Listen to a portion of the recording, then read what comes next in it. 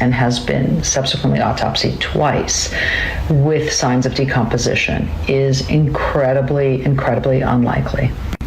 Drowning is what's called a diagnosis of exclusion, which means that when you've got a fresh body, you want to be able to look at the body and see if there's any other causes of death for that body that is found in water that exclude the death being exclusively a drowning. So, for example, if someone is shot and then thrown in the water, you'll have that gunshot and they'll be bleeding, and the gunshot will be the cause of death, and the thrown in the water is not the cause of death. It's not even on the death certificate. If a person is strangled and they die from strangulation and then their dead body is thrown in the water, their body will take on water, but the cause of death is going to be strangulation, not drowning. Also, for any kind of traumatic injuries. Now we got to talk about natural death for a second. If someone has a heart attack while they are swimming, and because they're having the heart attack as they're exercising in the water and they take on water and they drown, the cause of death is actually drowning, and the heart attack is listed on the death certificate under other significant conditions contributing to death. So even though the heart attack might have killed them on dry land, it might not have. Most certainly they wouldn't have drowned on dry land. So we defer to the hostile environment, which is the water, to call it a drowning. Now, identifying natural disease and identifying trauma is relatively easy in a fresh body. It can be very difficult in a decomposed body. His body was found 2 days after he disappeared, and this second autopsy done by Dr. Roger Mitchell wasn't until 4 days later. So we're dealing with quite a bit of decomposition, even if the body was refrigerated during that time. And then we have this other issue of the fact that not all the results are back.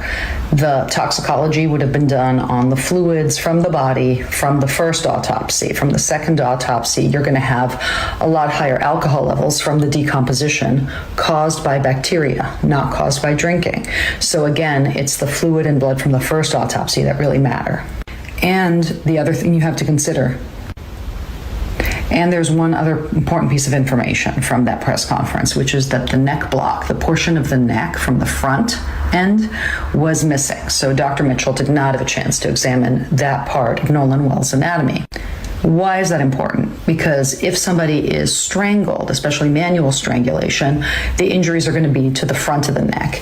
There may be some redness at the back of the neck as well if, injury comes from behind, but generally this part of the neck doesn't have the major blood vessels and the airway. It's the front of the neck that does. So compression or damage to the front of the airway, that's going to be found in the neck block that is still sitting at the medical examiner's office, that was not released with the body.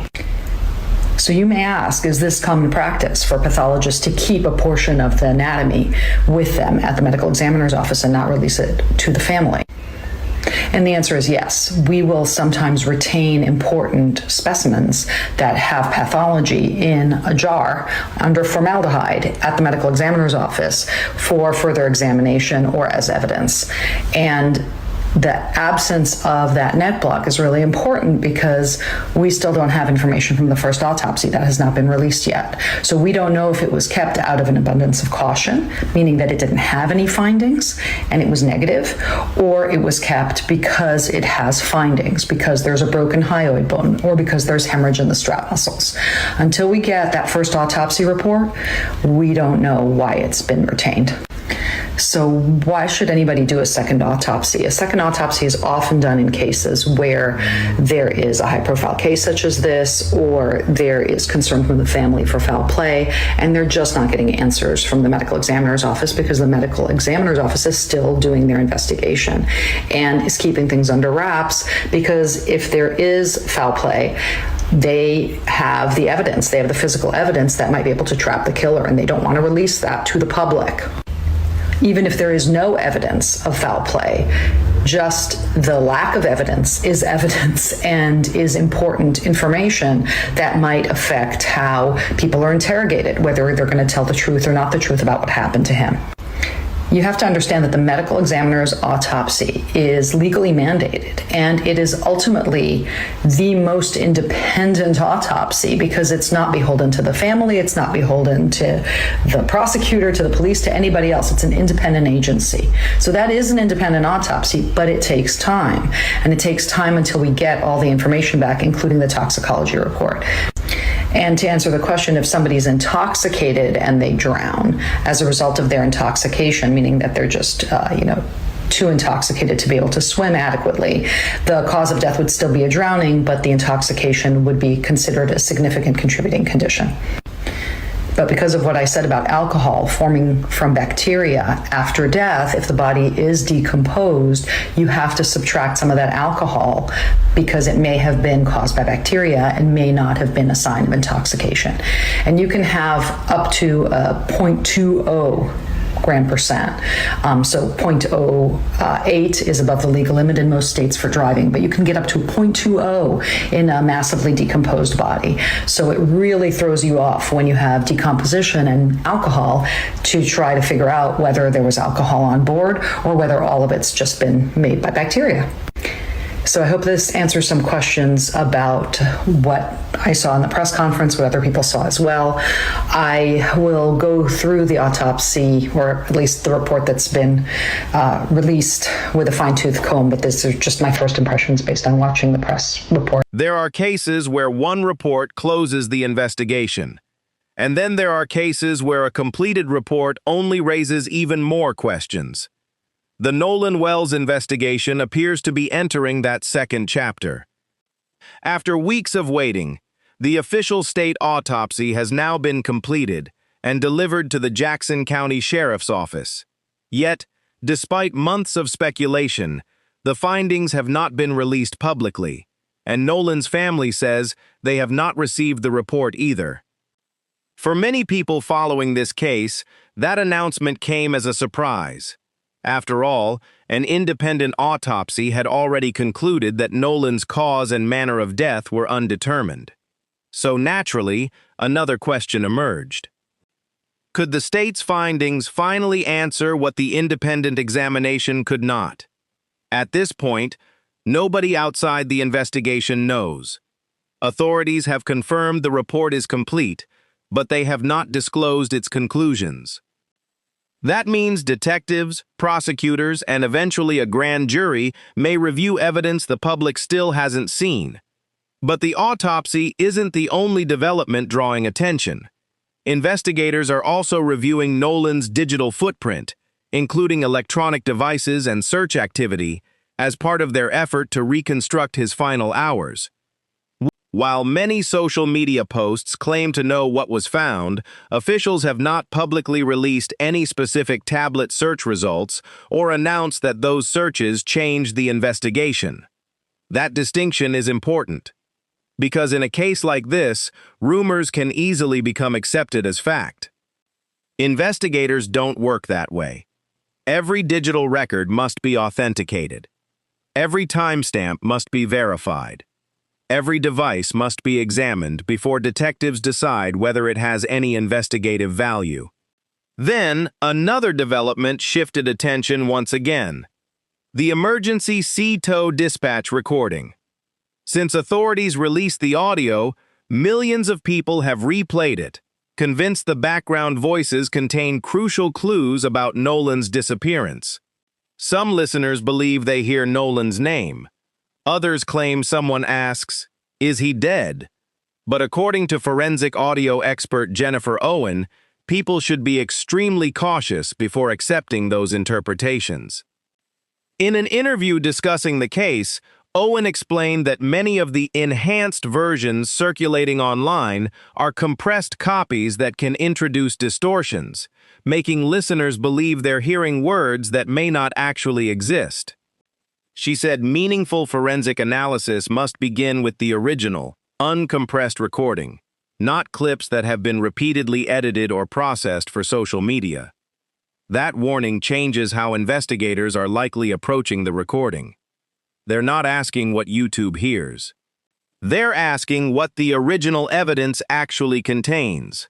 If the background audio can be clarified using accepted forensic methods, detectives can compare it with GPS records, witness interviews, and cell phone data. If it can't, then the recording may raise questions without providing definitive answers. Meanwhile, Nolan's family continues pressing for transparency. They've retained independent experts to review the dispatch audio and have continued asking investigators to examine every available piece of digital and forensic evidence before reaching a final conclusion. For now, the completed state autopsy, the digital investigation, and the audio analysis all have one thing in common. They're happening largely behind closed doors. And that means some of the investigation's most important evidence may still be known only to detectives. Which raises the biggest question yet. If the official autopsy is finally complete, what did investigators learn that they're not ready to reveal? When news broke that the official state autopsy had finally been completed, many people believed the investigation was about to reach a turning point. After weeks of waiting, they expected investigators to release the findings immediately. That didn't happen. Instead, the report was quietly delivered to the Jackson County Sheriff's Office, where detectives are now reviewing it alongside the rest of the evidence already collected. That decision has raised another important question. If the report is complete, why hasn't it been made public? The answer may be simpler than many people think. In active investigations, autopsy reports are often reviewed alongside witness interviews, forensic testing, and digital evidence before authorities release detailed findings.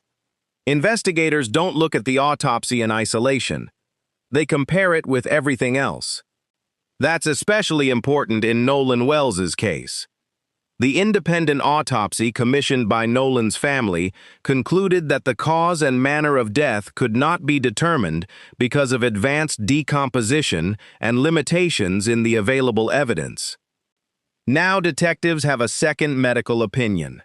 Whether that opinion confirms the earlier findings or reaches different conclusions has not been publicly disclosed. Until investigators release the report or discuss its findings in court, the public simply doesn't know.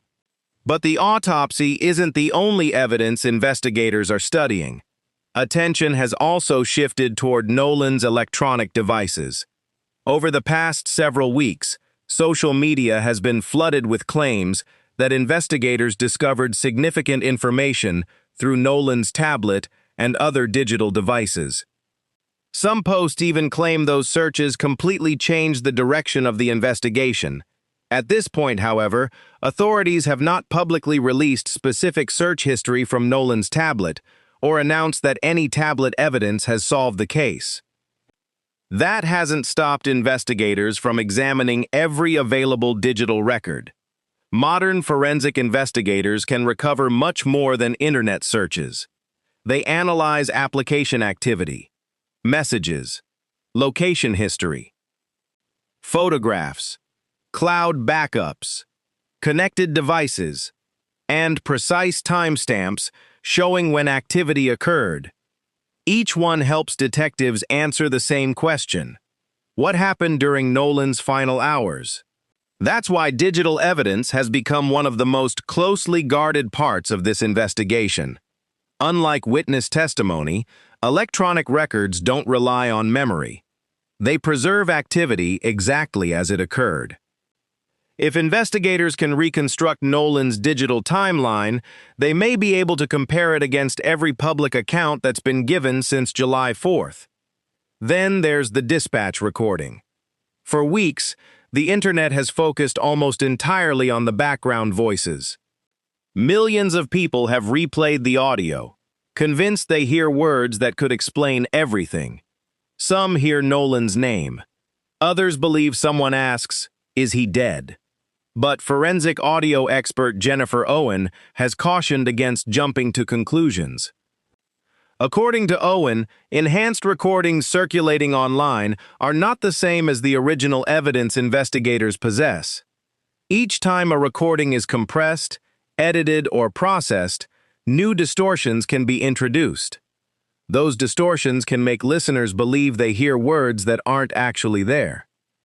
That's why forensic laboratories work directly from the original source, not copies shared online. Investigators understand something many people don't. An audio recording isn't valuable because it sounds dramatic. It's valuable only if it can be verified. If analysts determine the recording contains identifiable voices, investigators can compare those voices with witness statements and the established timeline. If they cannot, detectives move on to other evidence. Meanwhile, Nolan's family has continued asking investigators to examine every available lead before reaching any conclusions. They've retained independent experts to review the dispatch recording and have repeatedly said they want every piece of evidence, including the completed state autopsy, to be evaluated carefully and transparently. As detectives continue reviewing the medical findings, digital evidence, and forensic audio analysis together, one question continues to grow. If all three categories of evidence begin pointing toward the same conclusion, will investigators finally be able to explain what happened during Nolan Wells's final hours? Or will the evidence raise even more questions than it answers? As investigators continue reviewing every piece of evidence, one reality has become impossible to ignore. The Nolan Wells investigation is no longer centered on a single clue. It's about whether every piece of evidence, medical, digital, and forensic, fits together. The completed state autopsy is now in investigators' hands. The digital examination continues. Independent experts are reviewing the dispatch recording. Each development adds another layer to the investigation. But none of them, standing alone, provides the complete picture. That's why detectives continue approaching this case the same way they did from the beginning. Methodically, patiently. Evidence first, conclusions second. For many people following this investigation, the biggest question remains the official autopsy. Did it confirm what the independent examination found? Did it identify something that wasn't previously known? Or did it leave investigators with the same unanswered questions? Right now, authorities aren't saying. The report has not been released publicly, and investigators have not announced its conclusions. That silence has fueled enormous speculation online. But experienced investigators know that withholding information during an active case is often part of protecting the investigation. Releasing sensitive details too early can influence future witness interviews, affect potential court proceedings, or reveal information only the investigators should know. Meanwhile, digital evidence continues becoming one of the most important aspects of the case. Modern forensic examinations can recover deleted information, identify device activity, establish timelines, and connect electronic records in ways that were impossible only a few years ago. If investigators are able to reconstruct Nolan's digital activity during his final hours, they can compare that timeline with witness interviews, GPS records, and the dispatch recording. If everything aligns, detectives move closer to understanding what happened. If something doesn't fit, they continue searching for answers. The dispatch recording remains another key piece of that puzzle. Although millions of people have analyzed enhanced versions online, forensic audio experts continue emphasizing that conclusions should only be drawn from the original recording using accepted forensic methods. Investigators understand that what sounds convincing on social media isn't always reliable evidence inside a criminal investigation. That's why every second of the recording is being evaluated carefully rather than emotionally. For Nolan's family, every new development brings both hope and frustration. Hope that the completed autopsy, digital evidence, and forensic analysis will finally answer the questions they've been asking since July 4th. Frustration, because many of those answers remain known only to investigators. Through attorney Ben Crump, The family has consistently asked for a complete, transparent investigation that follows every lead before any final conclusions are reached. That request has never changed. Neither has the investigator's responsibility to follow the evidence wherever it leads, not where public opinion points, not where internet speculation suggests, but where the facts ultimately take them. As of today, no one has been charged in connection with Nolan Wells' death, and investigators have not publicly released the findings of the completed state autopsy or announced that any specific tablet search results have changed the case. Those are questions that remain under review. Eventually, the investigation will reach a point where more information is released. Whether that happens through official statements, court proceedings, or future legal filings remains to be seen. Until then, the Nolan Wells case remains one of the most closely watched investigations in recent memory. Every document, every forensic report, every verified interview, and every piece of digital evidence brings investigators one step closer to answering the question Nolan's family and the public have been asking from the very beginning. What really happened on Horn Island that day? If you found this documentary informative, let us know your thoughts in the comments below. Based on the confirmed evidence discussed in this video, which piece of evidence do you believe will have the greatest impact on the investigation? The official autopsy, the digital evidence, the dispatch audio, or the GPS timeline? Don't forget to subscribe for future evidence-based updates as new verified developments in the Nolan Wells investigation become public.